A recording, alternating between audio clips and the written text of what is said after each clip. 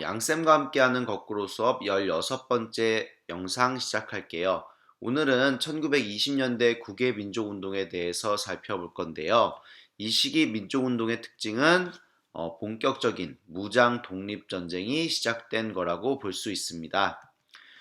그래서 오늘의 학습 목표는요, 1920년대 국외 무장 독립전쟁의 전개 과정을 한번 알아보는 거예요.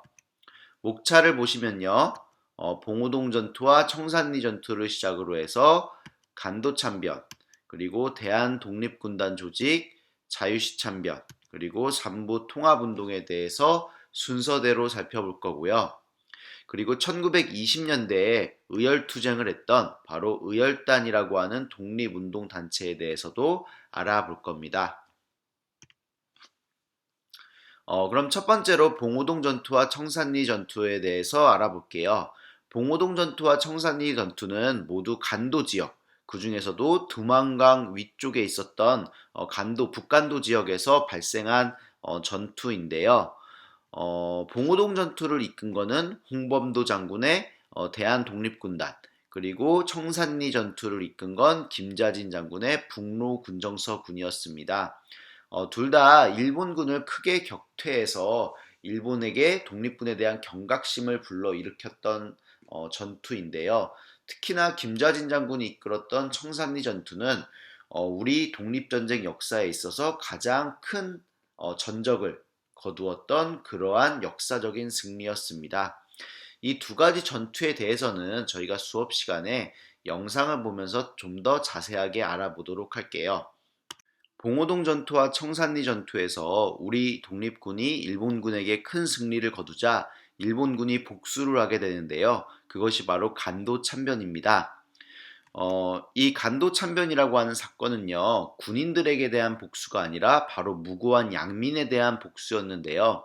독립군의 근거지를 소탕한다라고 하는 명분으로 우리나라에 죄 없는 수천 명의 동포들을 일본군이 학살하고 그리고 그 가옥을 불태운 것이 바로 간도 참변이었습니다. 간도 참변으로 이 독립군들은 간도 지역을 떠나 러시아 지역으로 이동을 하게 되는데요. 봉오동 근처에서 간도 참변이 있고 이 독립군들은 러시아 지역 위쪽으로 이동을 하면서 밀산부에 집결을 해서 대한독립군단이라고 하는 독립군을 새롭게 창설하면서 독립군을 재정비하게 됩니다. 그리고 나서 자유시라고 하는 곳으로 이동을 하게 되는데요. 여기서 또 한 번의 시련을 겪게 됩니다. 그것이 바로 자유시 참변이에요. 러시아군이 이제 독립군이 자신들의 지역으로 들어오자 지휘권 양도 그리고 무장 해제를 요구하게 됩니다. 그런데 옆에 만화에서 보이는 것과 같이 이 무장 해제라고 하는 게 어떻게 보면은 더 이상 어떤 저항도 할 수 없는 상태에 놓이게 되는 것과 다름없으니까 독립군들이 그 무장 해제 요구를 받아들이지 않았고 결국 러시아군과 독립군 사이에 충돌이 발생을 하게 됩니다. 당시 독립군은 일본군에게 쫓기는 과정이었고 수적으로 무기적으로도 열세였기 때문에 큰 피해, 수백 명의 독립군들이 사망하게 되는 큰 피해를 입게 됩니다. 네, 자유시 참변을 겪은 후 독립군들은 자유시에서 뿔뿔이 흩어지게 되는데요. 일부는 러시아 더 깊숙한 지역으로 이동을 하고요. 일부는 만주로 돌아와서 조직을 재정비하게 됩니다. 이때 만주로 되돌아온 독립군 세력이 만든 자치 조직이 바로 삼부였습니다. 참의부, 정의부, 신민부로 이루어진 삼부는요, 일종의 자치 조직이자 자치 정부 역할을 해서요, 행정부와 입법부, 사법부를 구성하고 있었고 군대까지 보유하면서 동포사회로부터 거둔 세금으로 정부를 운영하고 독립군을 기르게 됩니다. 그런데 이렇게 세 개의 정부로 나눠져 있다 보니까 통합된 힘을 발휘하지 못했고 그래서 이 삼부를 합치자라고 하는 삼부 통합운동이 전개가 됩니다. 그 결과 하나의 정부는 아니고요. 두 개의 정부가 만들어져서 이 두 개의 정부가 1930년대 우리 만주 지역에서의 무장 독립 운동을 이끌어 나가게 되는 거죠. 네, 지금까지 만주 지역에서의 국외 무장 독립 전쟁의 과정들을 쭉 살펴봤는데요. 중요한 단체를 하나만 더 언급하고 넘어가도록 할게요. 이 의열단이라고 하는 단체는요, 만주 길림성에서 만들어진 단체인데, 김원봉 등이 신흥무관학교 출신 인물들을 중심으로 결성한 단체입니다.